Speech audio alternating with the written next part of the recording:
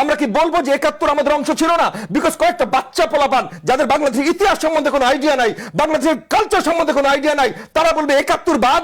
মতামত আমরা যদি লিবারেল ডেমোক্রেসিতে বিশ্বাস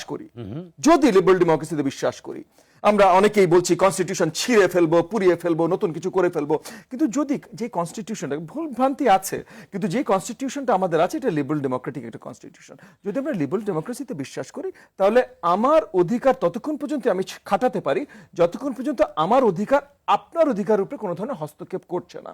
আমরা দেখলাম ফেব্রুয়ারি 14 ভ্যালেন্টাইন্স ডে ভাই আমাদের সাংস্কৃতিক অংশ না, সব কিছু আমি মানছি, কিন্তু আপনি যদি করতে চান আমি কি আপনাকে থামানোর? আমরা দেখলাম সরকারের ভেতর থেকে তৌহিদি জনতা কে কাকে চেনে ভাই? বললেই হলো, একটা নাম বলে দিল তৌহিদি জনতা। কালকে মোশাররফ ভাই বলল তৌহিদি জনতা, ববি আজাদ তৌহিদি জনতা, কি বলে না মশহুর তরুণ তৌহিদি জনতা বলে দিল, হয়ে গেল। কারণ এই তৌহিদি জনতা নামে তো করছে না, এই যে নামে যে করছে সেগুলোরও কিছু এগেন আজকে ইন্টারনেটের যুগ, তো তরুণরা বা বিবেকবান যে জনগণরা আছেন তারা অলরেডি ছবি দিয়ে পরিচয় দিয়ে ইন্টারনেটে দিয়ে দেয়। এবং আমরা দেখেছি যে তৌহিদি জনতার নামে একজন হ্যারাস করলো ঢাকা বিশ্ববিদ্যালয়ের ক্যাম্পাসে, তাকে যে জেল থেকে ছাড়িয়ে নিয়ে আসলো, যারা ছাড়িয়ে নিয়ে আসলো ফুলের মালা দিয়ে, টুপি পরিয়ে, পবিত্র কোরআন তার হাতে দিয়ে কোরআনের অবমাননা করেছে, এটা যারা করলো তাদের পরিচয় পত্র বেরিয়ে গেল যে তারা এর আগে হিজবুত তাহরির না কিসের সাথে জড়িত ছিল।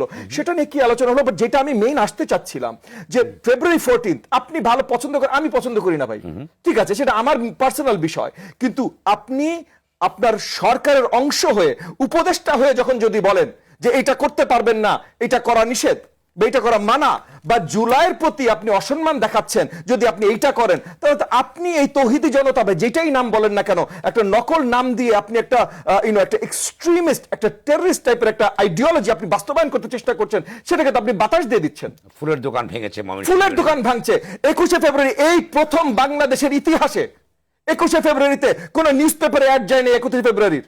এই প্রথম বাংলাদেশের ইতিহাসে কোনো বড় বড় কর্পোরেশন টিভিতে অ্যাড দেয়নি 21শে ফেব্রুয়ারির। আমরা কি ভুলে গেছি ভাষা আন্দোলন? আমরা কি ভুলে যাব 26শে মার্চ? আমরা কি বলবো যে ৭১ আমাদের অংশ ছিল না? বিকজ কয়েকটা বাচ্চা পোলাপান যাদের বাংলাদেশের ইতিহাস সম্বন্ধে কোনো আইডিয়া নাই, বাংলাদেশের কালচার সম্বন্ধে কোনো আইডিয়া নাই, তারা বলবে ৭১ বাদ, বাংলা ৭১ ভুলে যাবো, আমরা বাংলাদেশ ভুলে যাবো, জাস্ট বিকজ কয়েকটা বাচ্চা পোলাপান যাদের ইতিহাস কালচার কিছু সম্বন্ধে কিছু জানে না, তারা বলবে যে আমরা নতুন বাংলাদেশ করবো, আমরা সেকেন্ড, থার্ড, ফোর্থ কত নাম্বার রিপাবলিক করবো, রিপাবলিকের নাম্বার পর্যন্ত তারা জানে না। তাদের কথা শুনে আমরা পুরো বাংলাদেশের ইতিহাস ভুলে যাবো। ফাজলামি শুরু করেছে। এই পুরো জিনিসটা তরুণদের দোষ না, রাজনৈতিক দলের দোষ না, কারোর দোষ না। এই যে কথা হচ্ছে বিএনপির লোকজন লুটপাট করছে বা চান্দা তুলছে, কেন ভাই আইন শৃঙ্খলা বাহিনীকে কেউ থামিয়েছে?